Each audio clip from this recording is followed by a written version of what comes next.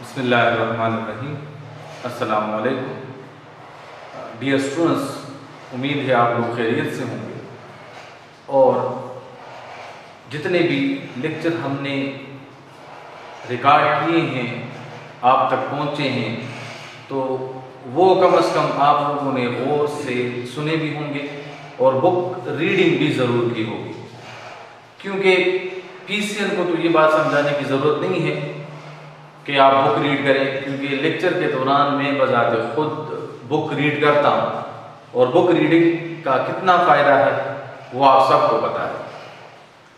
तो अब हम आगे बढ़ते हैं सेकेंड ईयर केमिस्ट्री के कोर्स के सिलसिले में। आगे हम बढ़ते हैं, आगे हम डिस्कस करते हैं एक टॉपिक जो कि board examination point of view से बहुत ज़्यादा अहमियत का हामिल है। इसके साथ साथ हम कुछ और टर्म्स भी डिस्कस करेंगे जो हमें हेल्प आउट करेंगे इंटर टेस्ट के हवाले से। तो second year chemistry chapter number 12 page number 122, 123, 124 से आज हम पढ़ेंगे bond fission reaction. Bond fission किसको कहते हैं? Bond mean linkage,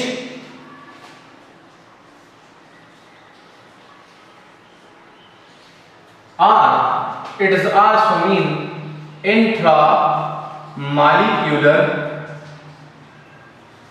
force of attraction। चूंकि हम ऑर्गेनिक कंपाउंड की बात कर रहे हैं तो organic compound covalent in nature होते हैं। तो यहां जो हम बॉन्ड फिजन डिस्कस करेंगे वो है कोवेलेंट बॉन्ड। और कोवेलेंट बॉन्ड आप सबको पता है कि वो बॉन्ड जो किसी भी दो एटम के इलेक्ट्रॉन के शेयरिंग से बन जाए। तो यहां हमारे पास दो तरह की शेयरिंग हो सकती है कोवेलेंट बॉन्ड में। एक को हम कहते हैं नॉन पोलर कोवेलेंट बॉन्ड और एक को हम कहते हैं पोलर कोवेलेंट बॉन्ड। अगर नॉन पोलर मॉलिक्यूल या वो मॉलिक्यूल जिसमें इलेक्ट्रोनेगेटिविटी डिफरेंस 0 हो तो उनका बॉन्ड जब टूटेगा तो वो किस तरह टूटेगा, और या वो मॉलिक्यूल जिसमें दो एटम की इलेक्ट्रोनेगेटिविटी डिफरेंस 0 ना हो या हेटेरो एटम हो, मतलब डिफरेंट एटम हो जिनमें पोलर कोवेलेंट बॉन्ड हो, तो वो किस तरह से टूटेगा। Fission means breakdown.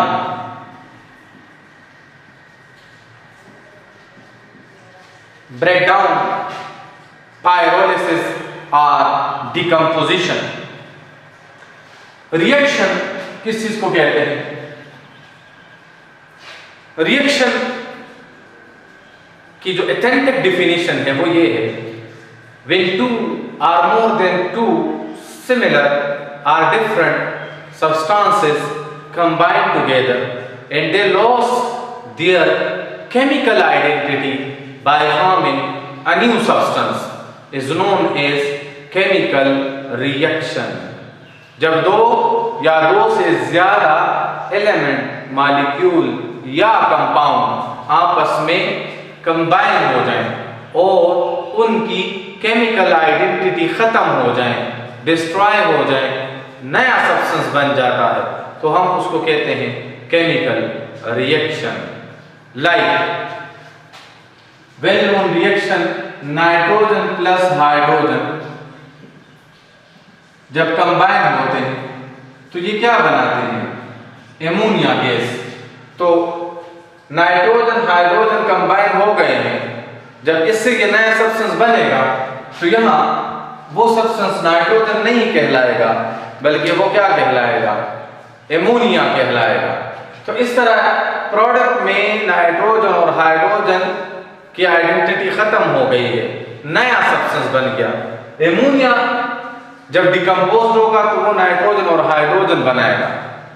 या हम यूं भी कह सकते हैं सिंपल वर्ड्स में, when the old bond are broken down a new bonds are form are known as chemical reaction. यहाँ नाइट्रोजन नाइट्रोजन के दरमियान ट्रिपल कोवेलेंट बॉन्ड है, हाइड्रोजन हाइड्रोजन के दरमियान सिंगल कोवेलेंट बॉन्ड है, लेकिन जब ये एमोनिया बनाएंगे तो यहाँ नाइट्रोजन हाइड्रोजन के दरमियान सिंगल कोवेलेंट बॉन्ड होगा। तो ओल्ड बॉन्ड ब्रेक हो गए हैं, न्यू बॉन्ड फॉर्म हो गए हैं। तो इस फिनोमेना को भी केमिकल रिएक्शन कहा जाता है। नाउ आते हैं हम फिजन की तरफ। We have two types of bond fission, homolysis and heterolysis, या homolytic bond fission and heterolytic bond fission. Meaning homo mean same, lysis mean breakdown, hetero mean different, lysis mean breakdown। अब यहां same breakdown और different breakdown की बात नहीं है। इसका मतलब क्या है? इसका मतलब यह है कि जब दो सिमिलर एटम के दरमियान बॉन्ड टूट जाए, when bond is broken down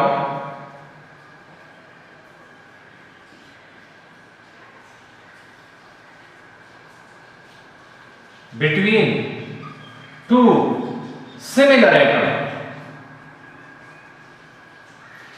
इनको कहते हैं होमोलाइसिस। जब दो सिमिलर एटम के दरमियान बॉन्ड टूट जाए, that is known as homolysis। and when bond is broken down between two different atoms, जब दो डिफरेंट एटम के दरमियान बॉन्ड टूट जाए उसको हम कहते हैं हेटेरोलाइसिस। अब होमोलाइसिस और हेटेरोलाइसिस की मीनिंग हमें समझ में आ रही है कि जब दो आइडेंटिकल एटम के दरमियान बॉन्ड टूट जाए वो होमोलाइसिस कहलाएगा, और जब दो सिमिलर एटम के दरमियान बॉन्ड टूट जाए तो वो फिर क्या कहलाएगा? वो सिमिलर के दरमियान बॉन्ड टूट जाए होमोलाइसिस, डिफरेंट के दरमियान बॉन्ड टूट जाए तो हम उसको कहते हैं हेटेरोलाइसिस या heterolytic bond fission. Example, like if the bond is broken down between two hydrogen atoms, जब दो हाइड्रोजन एटम्स के दरमियान बॉन्ड टूट जाए तो बेटा यहां देखें दो सिमिलर एटम मौजूद हैं। हाइड्रोजन की इलेक्ट्रोनेगेटिविटी अगर 2.1 है तो इस दूसरे की भी इलेक्ट्रोनेगेटिविटी 2.1 है। इलेक्ट्रोनेगेटिविटी सेम होने की वजह से दोनों एटम इन बॉन्डेड इलेक्ट्रॉन के ऊपर इक्वल फोर्स जनरेट करेंगे। इस बॉन्ड को तोड़ने के लिए जो एनर्जी रिक्वायर्ड है, 1 मोल ऑफ हाइड्रोजन मॉलिक्यूल को डिकम्पोज करने के लिए जो एनर्जी रिक्वायर्ड है, दैट इज 436 किलो जूल पर मोल। 436 किलो जूल पर मोल एनर्जी इसके लिए रिक्वायर्ड है। नाउ जब ये कन्वर्ट होगा तो ये क्या बनाएगा? Hydrogen plus hydrogen. लेकिन हम इसके ऊपर ये वाले इलेक्ट्रॉन क्यों शो करेंगे? क्योंकि दोनों एटम ने इलेक्ट्रॉन ले लिए हैं। तो इसका मतलब ये हुआ जब ये वाला बॉन्ड टूटेगा एक इलेक्ट्रॉन इस एटम की तरफ शिफ्ट होगा और दूसरा इलेक्ट्रॉन इस एटम की तरफ शिफ्ट होगा, जिसके बेस पर हमारे पास एक H डॉट बनेगा, दूसरा भी H dot. These are the electrons which are shared by these two atoms.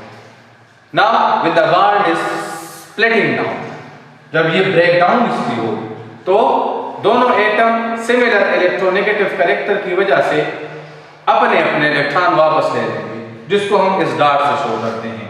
और इस तरह इसके रिजल्ट में जो पार्टिकल बनेगा that is known as free radical. इसको हम क्या कहेंगे? इसको हम कहेंगे फ्री रेडिकल। इसी तरह यहां हम लेते हैं तो इनमें अगर आप होमोलाइसिस में देख लें तो होमोलाइसिस में इलेक्ट्रॉन किस तरह शेयर हुए हैं? इलेक्ट्रॉन गए हैं हर एक एटम की तरफ। Each atom get their electron, या each atom will get their bonded electron, या electron is transferred towards each atom। यहां से हर एक एटम अपने अपने इलेक्ट्रॉन वापस ले लेते हैं, या single electron is shifted towards out of the two bonded electron। One electron, हम उसको यूं लिख सकते हैं, one electron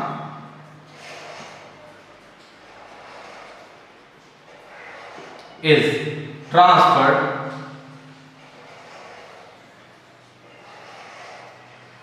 to each bonded atom out of pair of electron। bonded atom की तरफ वो इलेक्ट्रॉन क्या हो जाते हैं? वो ट्रांसफर हो जाते हैं। अब हम इसको किस तरह रिप्रेजेंट करते हैं? इस इलेक्ट्रॉन के ट्रांसफर को हम किस तरह रिप्रेजेंट करते हैं? इस एरो से। ये एरो क्या कहलाता है? This one is known as fish hook arrow. Fish hook arrow. अगर आप देख लें, फिश जब जंप लगाता है तो यूं जाता है, तो इस तरह ये भी फिश की तरह है। इस वजह से इसको फिश हुक एरो कहते हैं। एमसीक्यूज में आता है दैट एरो, ये वाला एरो जो है ये किस लिए यूज होता है? ईटा के हवाले से जो एमसीक्यूज आता है, तो इस एरो की सिग्निफिकेंस क्या है? One, it show formation of free radical. ये ईटा ट्रैक्स हैं। सेकेंड वन सिग्निफिकेंस इसका क्या है? सेकेंड वन सिग्निफिकेंस इसका है, it show movement of single electron. It is used in homolysis. It is used to show formation of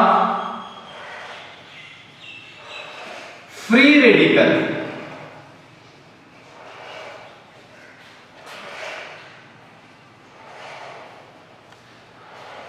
क्योंकि अगर आप देख लें इस एरो से, देखिए एक तो मूवमेंट ऑफ सिंगल इलेक्ट्रॉन को ये शो कर रहा है, एक इसके रिजल्ट में क्या बनेगा? फ्री रेडिकल बनेगा। और जब ये एरो हम लगाते हैं तो इसका मतलब क्या है कि out of the two bonded atom each will accept single electron। so ये आप एमसीक्यूज में आ सकते हैं कि what is the significance of this arrow? any one of them or all of these भी आ सकते हैं। अब आते हैं इसका प्रोडक्ट क्या बनेगा? तो प्रोडक्ट हमें पता चल गया है कि इसमें जो प्रोडक्ट बनेगा वो क्या कहलाएगा? that is known as free radical। now हेटेरोलाइसिस की तरफ जाते हैं। तो हेटेरोलाइसिस में अगर आप देखें, आपको मैं सिंपल सा वेल नोन एग्जांपल लिख के देता हूं। इसमें देखें ये पोलर मॉलिक्यूल है। हाइड्रोजन की इलेक्ट्रोनेगेटिविटी 2.1, क्लोरीन 3 और 3 पॉइंट समथिंग है। बाद बुक में 3.2 भी है, बाद में 3 है। अब इलेक्ट्रोनेगेटिविटी ज्यादा होने की वजह से बॉन्डेड इलेक्ट्रॉन कहां होंगे? बॉन्डेड इलेक्ट्रॉन होंगे more towards the more electronegative element, and that is chlorine. That's why chlorine have partial negative while hydrogen have partial positive charge. अगर हम इसको हीट दें तो ये मॉलिक्यूल डिकम्पोज तो हो जाएगा, लेकिन यहां डिफरेंट एटम है, तो इनके इस डिकम्पोजिशन को हम क्या कहेंगे? हेटेरोलाइसिस। मगर जो बॉन्डेड इलेक्ट्रॉन है वो कहां शिफ्ट होंगे? They will move towards the more electronegative element. तो इस तरह हाइड्रोजन के ऊपर पॉजिटिव, क्लोरीन के ऊपर नेगेटिव चार्ज बने। तो इस हेटेरोलाइसिस के नतीजे में क्या बनेंगे? आइंस बनेंगे। एक होगा केटाइन, दूसरा होगा एनाइन। पॉजिटिव चार्ज पार्टिकल को क्या कहते हैं? केटाइन। नेगेटिव चार्ज पार्टिकल को एनाइन कहा जाता है। अब यहां लिख लेते हैं कि मूवमेंट ऑफ इलेक्ट्रॉन हेटेरोलाइसिस में क्या होगा। तो ये होगा कि pair of electron is shifted towards the more electronegative element.